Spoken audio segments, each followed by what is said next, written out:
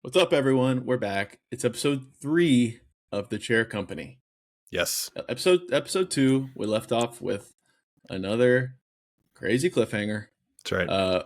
There's apparently someone in Ron's closet, or someone or something taking a picture of Ron in his closet, and that's where we pick up off. I hope you're not using something pejoratively, knowing what we're about to learn. Before it could have been a robot. Sure, we don't know. Sure. Before we this know, is early on. I mean, we pick up right where we left off. He's walking towards the closet, and we do learn it is a person. It's a human, so it's someone. It's a little guy. It's a little person. LT is what we're calling him. LT opens the door, and for whatever reason, that's just the last thing I expected. I don't know why, but I did not expect there to be just a face sitting there. Maybe I expected darkness and him to have to look for him a little bit, but there's just a face and he's just sitting there. Well, and also just the geometry of a little person. The face is lower than you would expect it. I don't know. Right. It's something about it was it's just that. I guess it's just that. And then dude takes off into the night. I don't know if he hits him or anything. I forget, but takes off into the night. Ron races after him. And turns out it's Mike's guy. Mike stops him. He's like, "Hey, that's my guy. That's my guy. That's my guy. Don't mess with him. I had to check on you." So that's an interesting development. Mike was. What do we think Mike was? I know he says "Hey, you found me. That made me nervous." But what was he actually wanting to get out of this? I was trying to think. Funny. LT was trying to send that picture to Mike, right? I think he says that I was trying to send it to you. The wrong burner phone, because he's got a million burners in that box of his. Yeah. So I guess Mike, that dude leads a dangerous life. He's just used to being on edge. Maybe, I don't know. It's a funny, not to overanalyze the things of the show because you'll probably drive yourself crazy by doing that, but it's okay, so he's taking all these jobs because he works at Jan's Cafe and they probably don't pay him that much, but he's got enough money to hire a private security person for this thing that I'm not even sure Ron wouldn't even take his gun. It's not like he was this dangerous guy. I don't know. No, that's a good just to pull on the thread a little bit. I don't know. Right. That's a good thing to know. Where are all these funds coming from? Maybe LT owes Mike something. He's indebted to him in some way, but he knows about LT's drinking and he's keeping it under wraps or something. That's true. Yeah, there could be some blackmail element there. Sure. But yeah, so I don't know. He finds them both. They go in the garage. LT's kind of being a menace in there, knocking stuff over, blah blah blah. But then finally, I forget where they leave it, but Ron goes back inside, and everyone. Barb's like, "Where were you?" Tara's freaking out about the twister position she's been assigned. And fair enough. I mean, that is I would not play that with. Maybe I'd play it with my family and close friends, and that's about. I would not play it with Gracie's family. Not that they're not my family, but it's just an. And there's an age. I think there's an age cap on that game. There's a certain age where you just don't even want to try it. Put yourself in the position to. Be the Tara of the night. Yeah. You foot to yellow. I mean, I've right. No one wants that. I'm not doing that. But then, so Ron kind of spends the night. He can't fall asleep. He kind of is a little freaking out about the security of his home again. So next morning, he's just waiting up and he tells Barb, "Hey, we need to get a system. I want to put in today." He doesn't want that done. To be made to slash each other's throats. I think is the key. Yeah. That's the key thing he's concerned about, which I don't know if you watched a certain horror movie maybe a year ago, and this is now resurfacing, and the Mike incident has The Strangers is that one horror movie where they come into the people's homes. Is that right?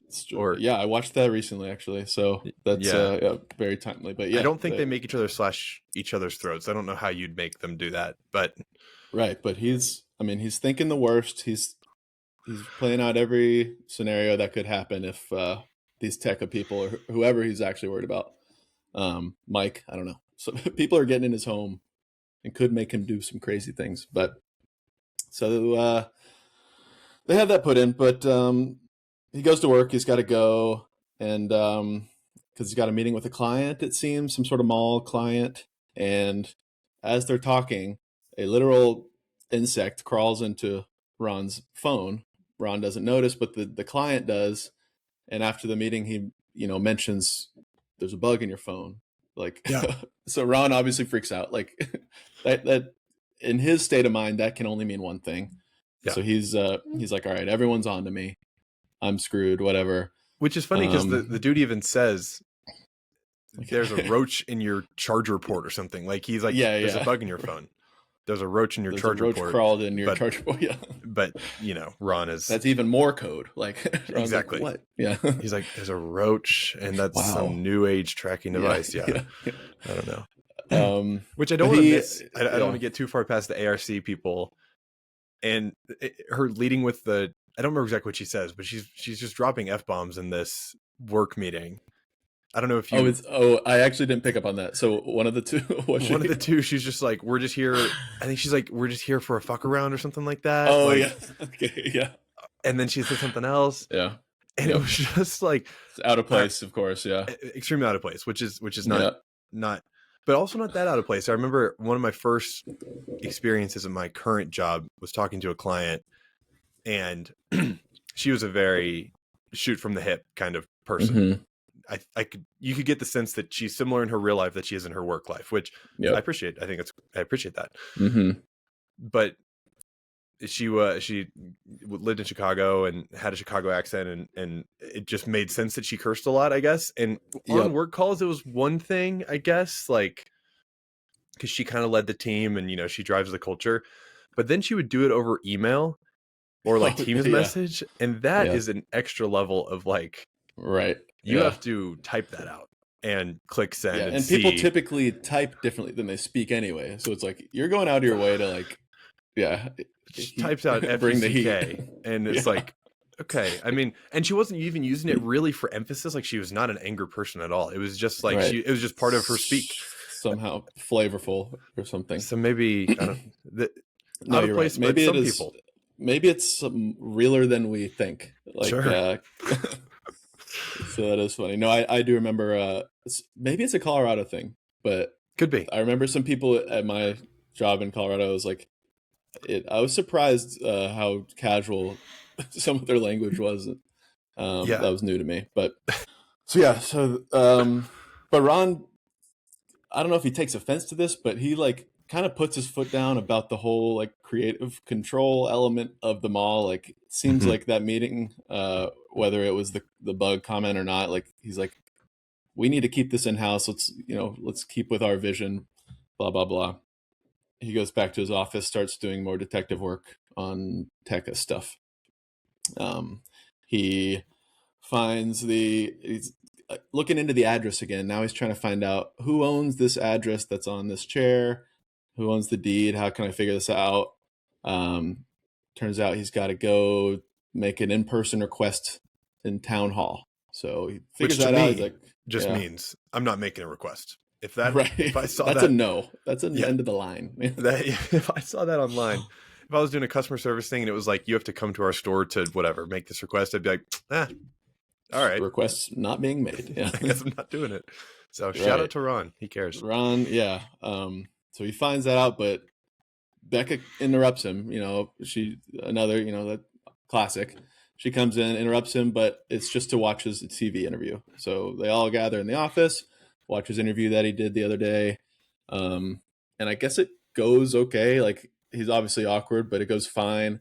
The only little hiccup is like the little question about if there's going to be any football, sort of nods to football. And he basically awkwardly kind of shrugs it off and says, no, like, no football. Haha. Which fair enough. He's playing a mall, not a, museum or He's just being honest. Like, no, there's nothing about football. Sorry. But generally goes well. And then after that, Douglas comes up to him, tells him, hey, I'm having a party, but I didn't invite you. And he's like, okay. And this party is an interesting one. It's a mistakes party where you wear a wristband to indicate your intentions on or how open you are to making mistakes at the party. So I mean, yeah, you're right. Probably good. The boss isn't there. Like he's totally valid. Exactly. A constant theme of some of this comedy is like there's parts of this which are totally normal, like not inviting the boss to a party in theory is like I get what Douglas is saying, like, yeah, you can't let your hair down, like there's some reasonable telling the boss to your face. That's where obviously it's weird. And then I've heard of it. I don't know if this is actually a real thing or more just something I maybe seen online or heard talked about or whatever. The kind of party where it's like, hey, if you're single, put a wristband on. Sure, yeah. If you're wanting to, meet someone or whatever, like that is in general kind of a reasonable idea. I think it's maybe a little not that far-fetched to me to imagine this type of party as a thing. Maybe not with work friends, but like I could totally see someone, like quirky party thrower thinking it's a stupid idea. Sure, some sort of mixer in college or some sort of weird. You might not call it a mistakes party. That might be. Yeah, it's probably more so. Coded. It's probably more so what you're nodding to is like some sort of singles night or like indicate if you're available. But yeah, you might code it a little differently, but it's mistakes not the party. Mistakes is tough. Yeah. So regardless, Ron's like, okay, whatever. Don't do that. And yeah, right. That's a bad idea. Like, what could go wrong? Anyways. So yeah, Ron does head on to the county clerk. He was not deterred like you and I would have been. Mm-hmm. He's requesting for the deed, and he signs Douglas's name because he's trying to keep a low profile, even though his commercial's on right behind him with his name. Big commercial, apparently. It may be a small town, or Ron is a bigger deal than we think. Or maybe a combination of both. The small, it could be just, but he's right on that TV. I mean, it's prime time. I feel like normally that'd be like, I don't know, Pat McAfee or something on that TV at that time of day, but it's Ron. Ron's there, yeah. Which if you were signing a fake name, do you have a name that you would just go to? Like, I'm ripping this because I know exactly what I first thought when he was writing a name, and I'm curious if you had one. That's a great question. I honestly can't say that I have a go-to. I mean, maybe I would legitimately just write two random names, not necessarily someone in my life. Sure. Like, I don't have an enemy to whatever put down for this thing. But what's yours? I've always thought the name Aaron is very funny because it starts with two A's. I just think that's like fake. Right. Yeah. Aaron and the word aardvark to me, exactly. It's the funniest, and you always are first alphabetically, like two A's. And I've always kind of thought that would be a good fake name because since it's first alphabetically, I feel like your eyes kind of glaze past it. If you're looking at like, you're scrolling through a list of names, I don't know, you just kind of scroll right past the double A's because it's like, those aren't real. Right. Those are just the top names on the. So I've always thought Aaron is a good fake name. I don't know what my last name would be, but. That doesn't even matter. Like you said, Aaron. Nope. Yeah, I don't know. Keep it moving. Aaron Richards, maybe. So I think that'll work. It sounds fake. It sounds legit enough. Yeah. So yeah, Ron signs Douglas for some reason, because again, he's not really doing anything illegal, right? Like they just have. I don't know. Maybe, I guess. Yeah. But more so, like, why is Ron afraid to put his own name for this request just because they're going to trace it back to him? I don't know. Somehow he thinks that Tekka is getting pinged, basically, anytime someone does anything remotely related to them, which he could be right. He could be right. It doesn't seem not that. Yeah, right. I mean, and so Ron actually is able to weasel even more information out of this encounter. He's able to take some pictures of the screen of, I guess, the last guy who came to check out the deed. After dropping the pencil with some reportedly nice spires. Is what he says. With a lot of force. I don't know. Yeah. Like, what is so silly.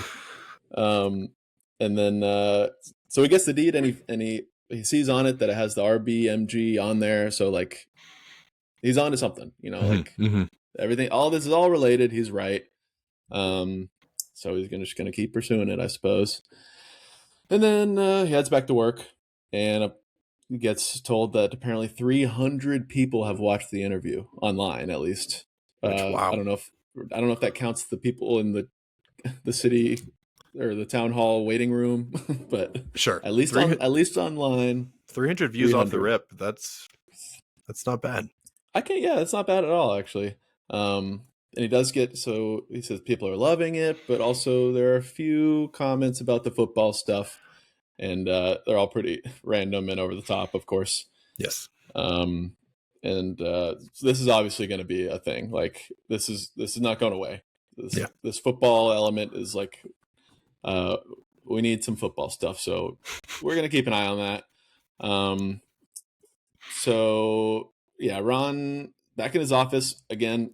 No, not going to be doing any work. He's going to go and try and contact this Red Ball marketing global group. But he gets put on hold. So while he's on hold, he is just searching, deep diving away at anything he can find online.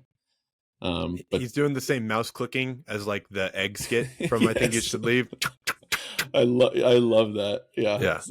He is furiously searching online. And it's a great corporate website. It is. Recreation or parody or whatever. Like it is. Right. My company just rebranded. And I'm sure it cost them whatever $10 million to rebrand of time, and it probably looks not even roasting it necessarily. It just looks almost exactly like this website looks. Yeah, like it's pretty. They did a good job of making a standard marketing group account, global website. Yeah, but he's finding nothing. It seems like all these people are made up or fake or using a pseudonym or who knows what. All these something's off here, and so he just kind of keeps on hold. But he meets up with Mike to just debrief everything he's found out. Have some beers. They meet up at the bar, throw some beers back. They're kind of bonding a bit. It's kind of cute. We get to hear about his wife. And one really small thing that I noted here that I just thought was hysterical is he tells a story about his wife and feeding him the sleeping pills and whatever, that smelling like a duck, like a fish, like a duck. And he's like, he basically at the end is like, family, like family's crazy. Mm-hmm. And I just thought that was hilarious because you normally say that about the family that you don't choose. Like you're like, you say something about your dad or your sister and you're like, family. I never heard someone do that for their spouse. And I just that really tickled me. Yeah. He had no choice in this matter. Like, family. What are you going to do? It's family. That's a good point. But then, so Mike kind of starts egging him on to, I guess, call Tekka. Like he's saying, hey, you need to call Tekka and tell them everything you know because you know a lot, I guess. And I didn't understand, how did we get that Red Ball was a parent company of Tekka? I may have just missed that.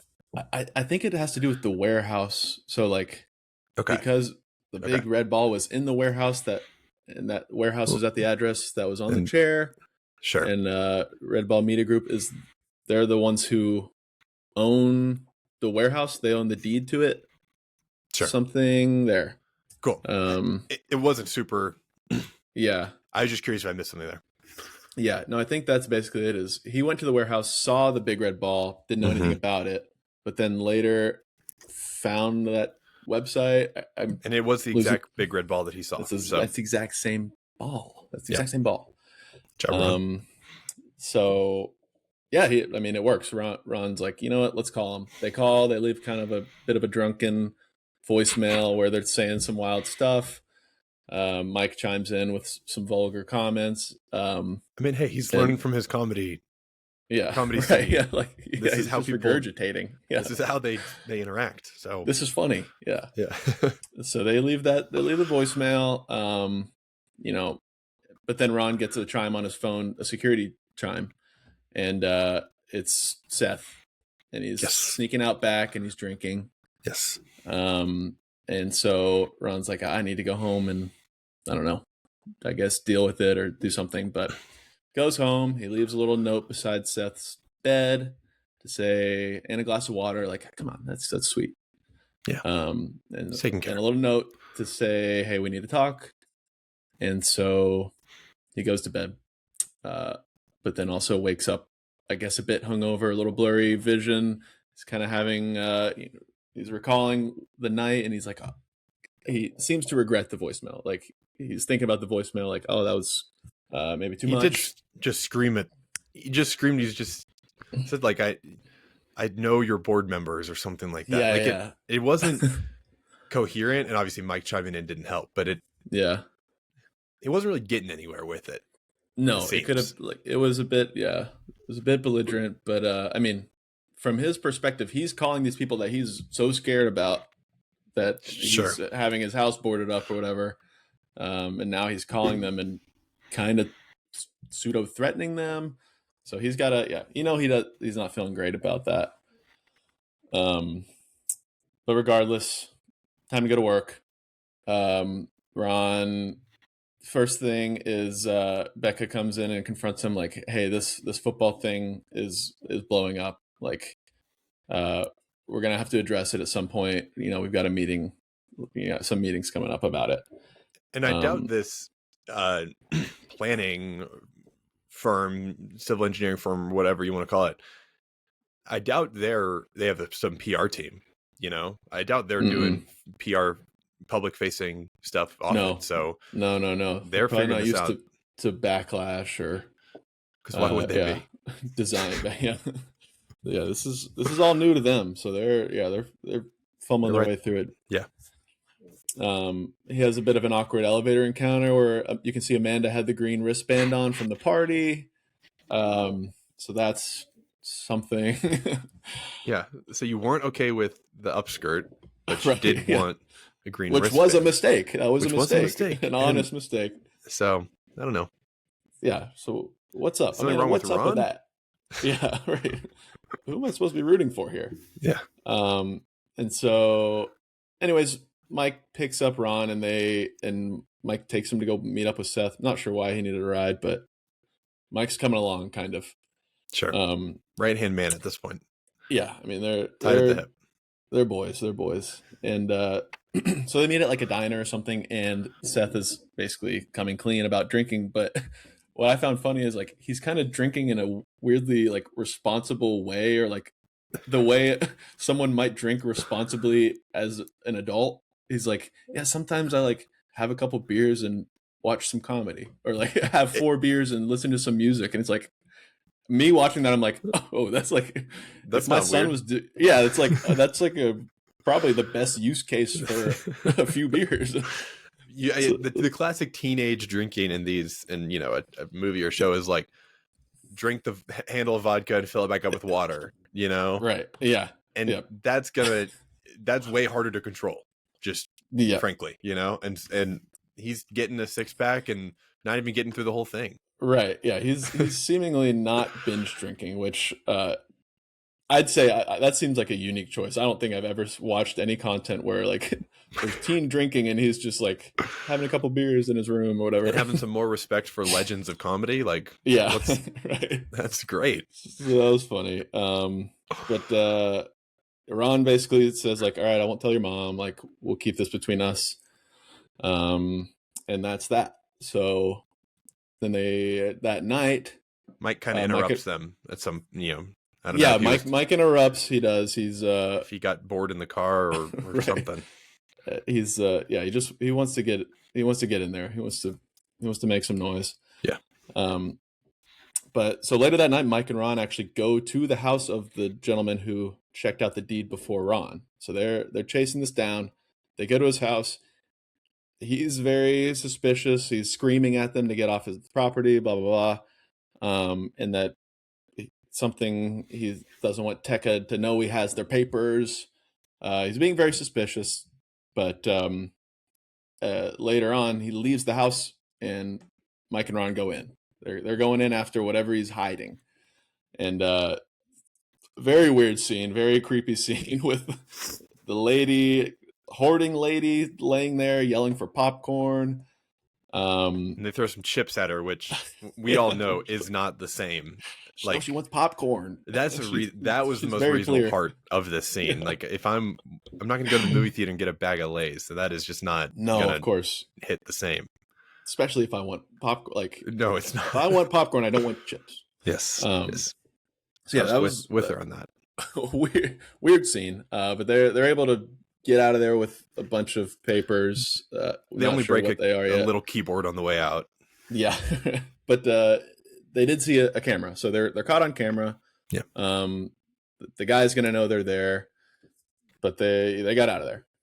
When they get home, Barb is waiting up for him, and basically she can tell something's up, but her initial thought is he's preoccupied with his old dream of the Jeep tours, which is the first time we hear of this. It's the box that LT knocks over in the garage.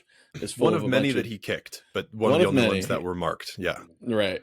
One of the many ones that he displaces is marked Jeep tours. So it's got some of his old, I guess, paperwork or knickknacks from his kind of passion project, and she's thinking that he's preoccupied with that and that he's thinking about that all the time now. And so that's new. That's new to us. We're like, okay, Jeep tours, what? All right. And it's like he's coming home late. Jeep tours to me, he's out there in the daytime at some scenic location doing Jeep tours. Right. If my partner was coming home 9 p.m., acting weird about a cup of wine, then I wouldn't be thinking Jeep tours. I don't know, but maybe he is. Maybe they're trying to give us a little bit of like, Ron is obsessive and to a fault, and obviously we've gotten that with the Tekka Red Ball investigation. Like that is for clear. Sure. But maybe we're trying. This behavior is perhaps similar to how he acted about when he had some other obsession. Yeah, that's maybe it's a pattern, right? And it's not just Tekka. So maybe this is the driving crooner kind of situation. He's got to make money off driving people around and the Jeep tour, and it's at night somehow. The pieces aren't fitting perfectly, but maybe this is just a character moment, and I can accept that. Yeah. But hey, there's obviously history there. We'll leave that, I guess. But she's certainly right. Like she knows he's been acting up. Something's on his mind. Something's preoccupying him, and he is able to kind of keep her at bay by saying it's because I caught Seth drinking. So he's kind of gets out of this one just by tossing her that information. Again, he assures her I'm dealing with it. Yes. But putting Seth, he was not telling her this, which I know there's complex stuff between, the whole, your relationship to your kids as a parent and your relationship to your spouse. And maybe all the times that parents tell their kids, I'm not going to tell the spouse this, then they're telling the spouse and they're just like, hey, don't, I'm not a parent. I don't know how you operate under these circumstances, but I pretty much always assume someone's going to tell their significant other. Like, even if it's a secret between me and that person, I'm well aware that I trust them enough. And if they trust someone else, like their significant other, enough to tell them everything, like, so with my mom and dad, for example, like I know there's nothing that my dad knows or my mom knows that, like, maybe that's not that way for everyone, but for me, it's like, it's just a little messier because Ron did explicitly be like, all right, I'm not telling mom. Right. You're right. It's not that he, Seth assumed that it's between you and me. Like he did explicitly say like, you know what, I'll keep this between you and me. Even though Seth asked, I think Seth is like, please don't tell mom. Yeah.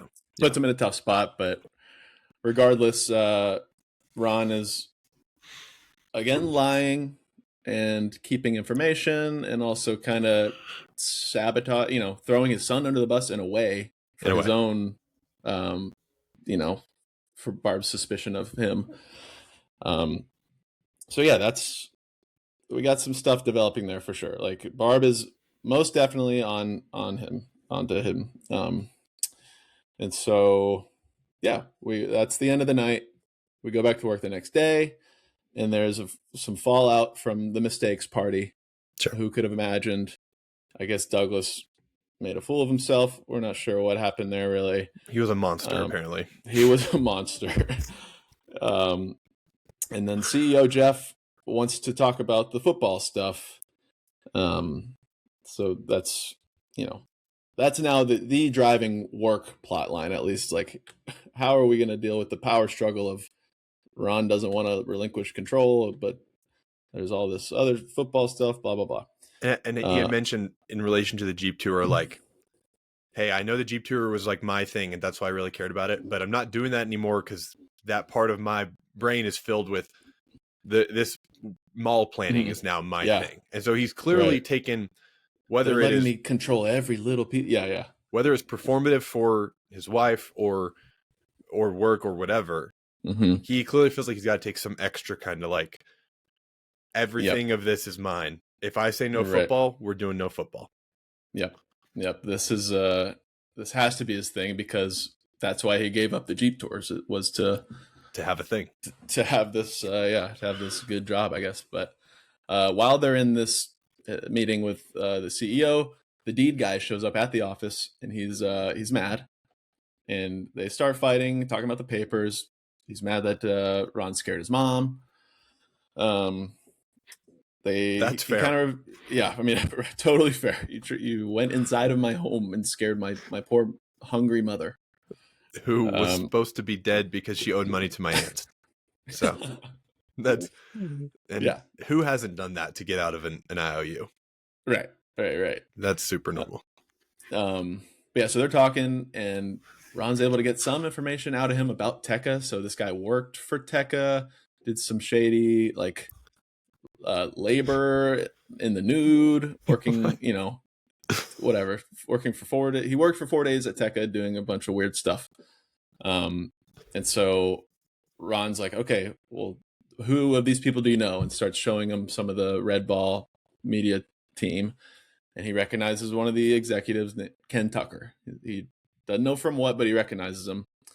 And so Ron's like, okay, well, once you remember what it's from, then we can talk. I'll give you these papers back. And so that's where they leave it. He's somehow able to get him to get out of there just by saying, you call me when you remember something. Yeah.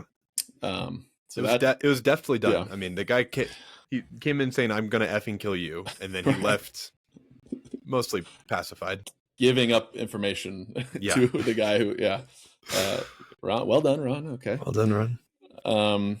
So then, the guy leaves, but then Ron goes back into the meeting and like kind of officially pushes back on this football thing, like really puts his foot down, showing that he has some control issues for sure. But while he was gone, Jeff's like, well, this other guy actually had a good thing to say for football. So we're actually going to do that. Ron's pissed. He's like, all right, I'm losing control of this thing. And at the end, Ron gets another security notification. He thinks it's going to be Seth drinking, but really it's this weird masked man kind of tweaking in his backyard. And he says, Jason. Right. Yeah, it's obviously Jason. Oh my gosh, that killed me. Do you know who Connor O'Malley is? Do you know that name? Mm-hmm. He's in French. Okay. Mm-hmm. To me, that for whatever reason, the way that person was moving their head and neck, I was like, that's got to be him. I don't know if that's true or not, but looking at the way, just the freaky way he's moving, it seemed to me that had to be Connor.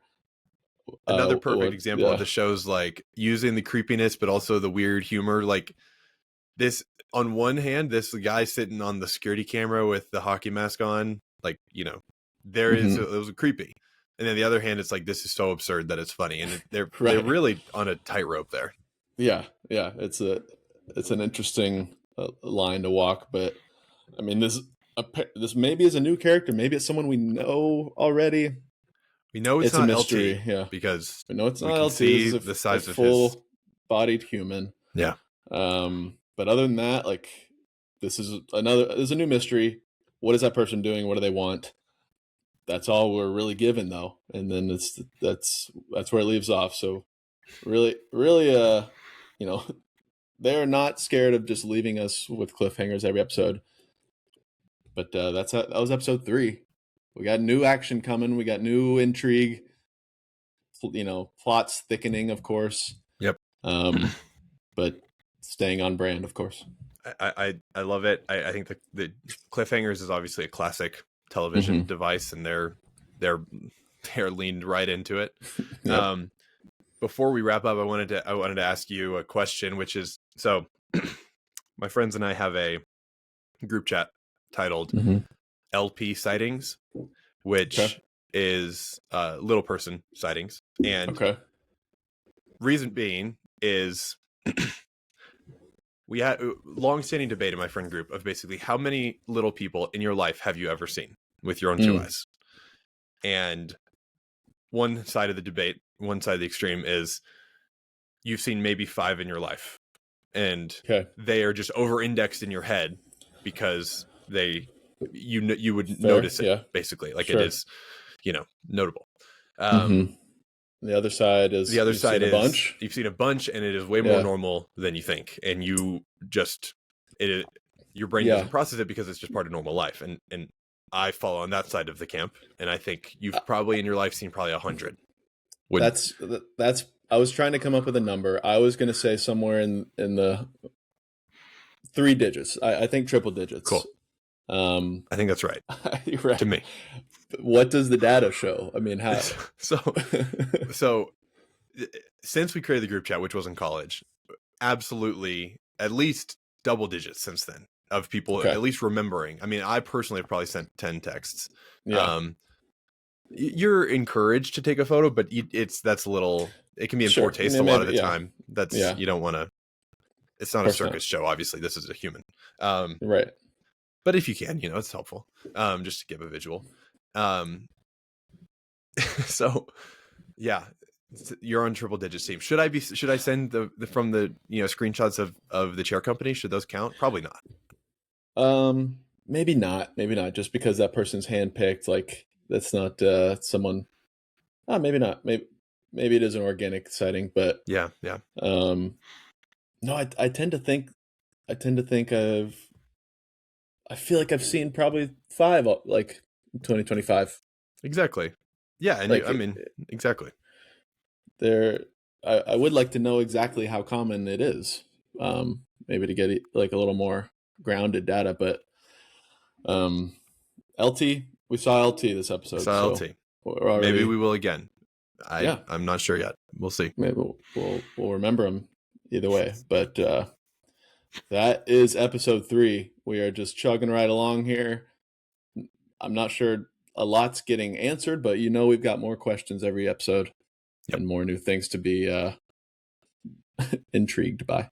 Very, very Severance feeling, some of this stuff with the fake feeling corporations and the nameless board members, or the maybe nameless, maybe real, whatever board member. Like, I'm liking that feeling. And I'm excited for episode 4. We don't know anything about these companies. I mean, even Fisher Obey, it's like we're starting to get some sort of weird, like Jeff's got something going on. There's stuff brewing. So they're having mistakes parties. They're not real. Yeah.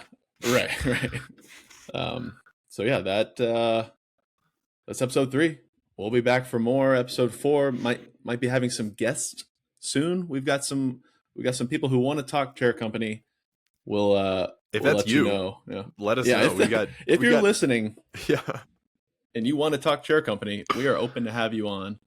So we'll talk chair company with or without you, but if it's with you, we'd be happy. Exactly. Thanks for those who are listening. Thanks for following along. We will catch you for episode 4. Yep. See ya.